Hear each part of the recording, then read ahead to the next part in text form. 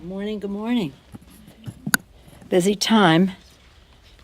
Today, Democrats are taking bold action to break through the obstruction of the Republican Congress and get the American people a vote on overwhelmingly bipartisan priorities. After the success of yesterday's bipartisan vote in the Senate, we're so proud of Senator Markey, our former House member who worked on these issues when he was in the House.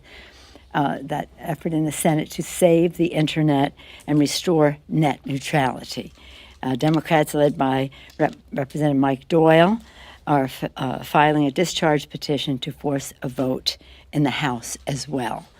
I think members are in for a real treat. They're going to hear overwhelmingly from their constituents in big numbers about the priority they place on a free, fair, and open internet. The millions of Americans have weighed in, the young people especially, who know that how important net neutrality is to their jobs and to their future, will be able to see who stands with them and who does not. That's on net neutrality. Mike Doyle has been our champion in the House. Last week, I was in a farm in Iowa to listen to the hardworking men and women to talk about their problems with the farm bill that's on the floor now, as you know. Farmers are struggling with plummeting prices, great economic uncertainty, and self-inflicted damage of the Trump tariffs. I say self for our country. But Republicans wrote a bill that abandons farmers, farming families. It weakens the farmers' safety net. It slashes hundreds of millions from rural development initiatives, cutting small businesses, loan guarantees, and adding new layers of bureaucracy to high-speed broadband grants. These grants to high-speed broadband are essential to economic development, rural development, and they're putting obstacles in the way of that. Eliminating funding for on-farm energy initiatives, neglecting the central role of the American farmer and America's energy independence. The GOP wants to cut $23 billion from child nutrition, veteran nutrition, the SNAP program, endangering a lifeline for hungry children, seniors, students. 1.5 million veterans are involved in the nutrition program. 23,000 active duty families rely on food stamps. Individuals with disabilities, and even farmers themselves. The farmers there said, it may sound strange to you, we grow food, we sell our produce, but we do not make enough. We are food insecure. SNAP returns money to farmers, to our economy, and to the Treasury, creating $1.79. You know this figure. We've talked about it for years. For every dollar in benefits, $1.79 for every dollar in benefit, and supporting more than 560,000 jobs across the country, benefiting 50,000 in agriculture. Republicans should scrap this bill. We should scrap this bill and come to the table. We have done this before in a bipartisan way. We can do that again. We always, in fact, when I was Speaker, we had bipartisanship even to override President Bush's vetoes of the bill. So we know we can come to the table to get the job done. But this is ideological about, I don't know, taking food out of the mouths of babies. That maybe is a priority for them. Again and again, we see Republicans try to force a raw deal on working families to pay for handouts to the rich, that already wealthy. 1% of their tax bill went, 83% of their tax bill went to the top 1%. President Trump's months delayed speech on prescription drugs. Remember, the New Deal, the better deal, they have a raw deal, we have a better deal. Better jobs, better pay, better future. And part of that is to lower, not only to increase the paycheck, but to lower cost. One place to lower cost is of prescription drugs. As you know, during the campaign, the president said things like, when it comes time to negotiate the cost of drugs, we're going to negotiate like crazy. Well, like crazy must mean not at all, because that's what he announced when he made his long-delayed much awaited announcement about negotiating for lower prices. When it came time for him to negotiate, the president pulled his punch. And the stocks of big pharma companies, don't take my word for it, look at the stock market after he made a statement. Psh, pharma stocks soared because they saw that he was not serious about holding down prescription drug prices. Families and seniors are suffering under the raw deal that Republicans are forcing on them. And in terms of prescription drugs, our better deal says that we're going to have solutions. Tough new enforcement of price gouging, allowing Medicare Part D to negotiate for drug prices, transparency, and excessive drug price increases. This is so important to the American people. When we won in 2006, one of our 6 was to enable the Secretary to negotiate for lower prices. 5 of the 6 became law. Only 1 did not, because we couldn't get 60 votes in the Senate, enabling the Secretary to negotiate for low prices. The President has talked about the power of the prescription drug lobby. Oh my gosh, he said so many things. I won't go into them now unless you ask. And then again, he just, either he wasn't telling the truth then, he didn't know what the truth was, but right now, he's reneged. The relentless Republican assault on the family's health is a raw deal for the American people. We're fighting to expand the possibility and the reality of the promise of affordable quality coverage for all, and that includes lower drug prices. Any questions? No? Yes, ma'am? Hi, Rep Pelosi. Thanks for taking questions, if you don't mind. A couple? That's up to the group. We have one each or what? Don't be quick. Time. Just one on the immigration talks over on the Republican side. Yeah. I was just wondering if they have reached out to you at all, or if you have reached out to them or to the White House on, this issue of the discharge petition. When you say them, I'm not big in my office. You can pronouns to whom? I'm sorry, to the Republican side. That is To the Republican leadership? Yes. No. Here's what is happening now. Something very beautiful. The rank and file, and really even more established than that, members on that House and in the House on the Democratic and Republican side have come together on a bipartisan bill that they have constructed, that they have gained support for, and that they have made now part of the discharge petition. That's where the negotiation is, and the Republicans are negotiating with their own leadership on that. You've seen some of the public statements of the Republicans, and I would hope. See, what we've done in the past when we've had discharge petitions, my first task when I became whip a long time ago was to work with Senator McCain on McCain-Feingold. And there was a stalled discharge petition over here. The Republicans were in the majority. And I got close to enough signatures. But before we got to the 218, the Speaker said, okay, I get it. I'll decide and I'll bring up the bill, which they did, and it passed. That's what happened with the same thing that happened with the XM Bank. We came close with Republican signatures, and the Speaker brought up the bill. We're very close now. Speaker should maintain control of the floor by just bringing the bill up. But that's their own negotiation over there. I'm not involved in it. No. The answer is no. I was just wondering if you could comment on politics. But I do ask them regularly to give us a vote to protect our dreamers, because they say they do care about them.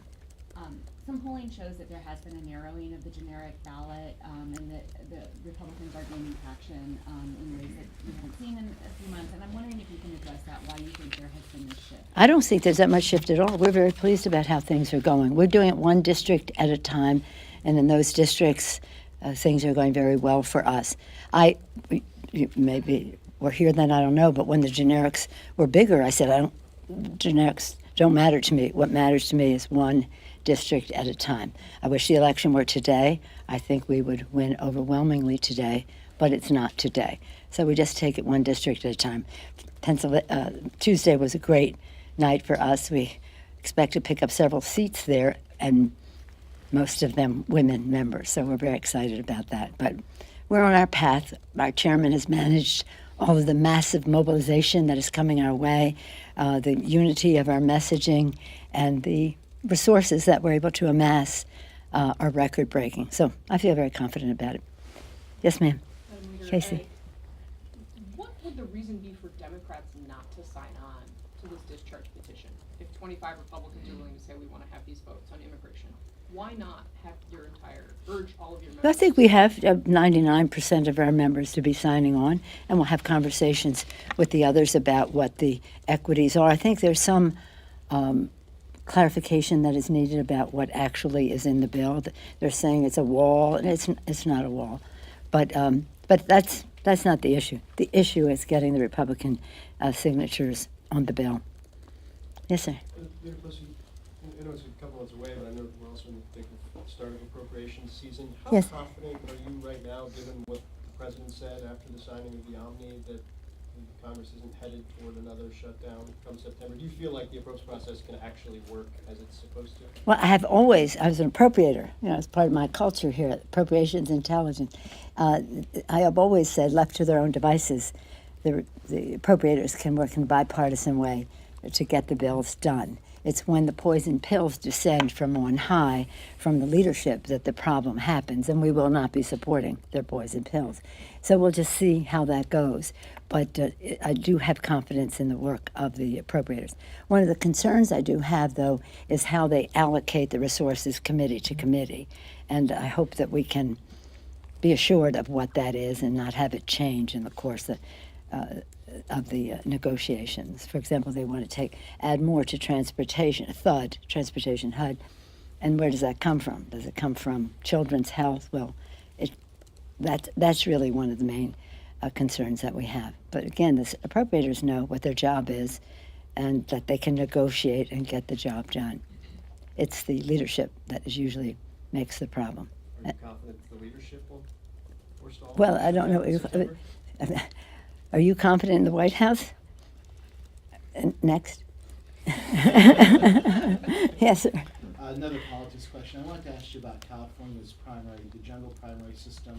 Yeah. Are you concerned that potentially could lock Democrats out of some key House districts where there are big pickup opportunities for Democrats? I'm thinking of You guys want to talk politics. What is this? We're under the dome. We talk policy here. That in terms of a civics lesson, and not the politics so much, the California system, the jungle primary, is something that is called a reform. And I remember years ago, Senator Moynihan had said, if they call it a reform, it's not. And this is not a reform. It is terrible. It prolongs the process. It costs more money. It shuts out smaller parties and the rest. So I don't recommend this as a policy matter. In terms of the politics, there's always a problem. We have so much enthusiasm this year, so many candidates running all over the country, that in a jungle primary, if you have 5 Democrats and 2 Republicans, you can end up with a result that ends up with the concentration there. But our chairman has worked very hard all over the country, in states all over the country, to make sure that we have emerging the best possible candidate. And many of these candidates have self-recruited, and they know their purpose, they know their subject, they have a plan to attract support to their beliefs, and they are connecting to the American voter about their aspirations and apprehensions. So that's really what is important. In the California situation, the Democrats, our congressional delegation, may weigh in on some of the races to ensure that we have somebody in the top. They may be subjected to criticism for that, but I'd rather be criticized for winning than criticized for losing. Yes, ma'am. What recourse do you have on the farm bill and to get some of these nutrition programs funded, as you said? Well, I don't know if they have the votes. Let's see if they even have the votes to pass the bill. What I'm told is the only way they'll get the votes is to make the bill worse.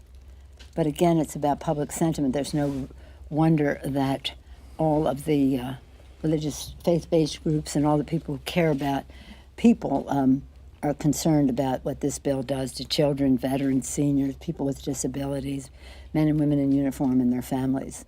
So we'll just see what they come up with, and we'll see what the Senate has said they wanted to do a bipartisan bill, and that's really how you should be doing a farm bill. Yes, sir. I wanted to follow up on Casey's question as far as the discharge petition. You referenced when you were whip that you didn't really need to get to 218 as the signatures built. It put pressure on the leadership to. We were almost close, but yeah, that's the point. Why not take your caucus and encourage them to sign now? Why haven't you signed? They're signing. They'll be But you've signing. only got 2 right now, Jared Yeah. Polis and Diana DeGette. And so do you think that's the sum total of what we will have? No, but I mean, why not try to publicly build that pressure on the GOP leadership by having your entire caucus or the 99% of your caucus sign on now? Perhaps I wasn't clear. This is an initiative of the members, Mr. Aguilar, Mr. Hurd, Mr. Corbello, and others in our caucus. They will, they'll establish the timing as to when they want more Democrats to go on the bill. But I have no fear that it will be. But since you brought up the subject of immigration again, it reminds me that, and as I was talking about the religious groups and how they're concerned about feeding the hungry and the Gospel of Matthew and the rest, 41 million people in our country are food insecure. We believe, some of us who are attracted to the political arena, to government and public service, that we're all God's children. There's a spark of divinity in every person on earth, and that we all have to recognize that as we respect the dignity and worth of every person, and as we recognize our responsibilities with that spark of divinity within us. And so when the President of the United States says about undocumented immigrants, these aren't people, these are animals, you have to wonder, does he not believe in the spark of divinity, the dignity and worth of every person? These are not people, these are animals. The President of the United States. Every day that you think you've seen it all, along comes another manifestation of why their policies are so inhumane and why we have to continue the debate, striving for bipartisanship with openness about what is at stake and what the choices are, and to be unifying in every way possible. Calling people animals is not a good thing. Thank you. Bye-bye.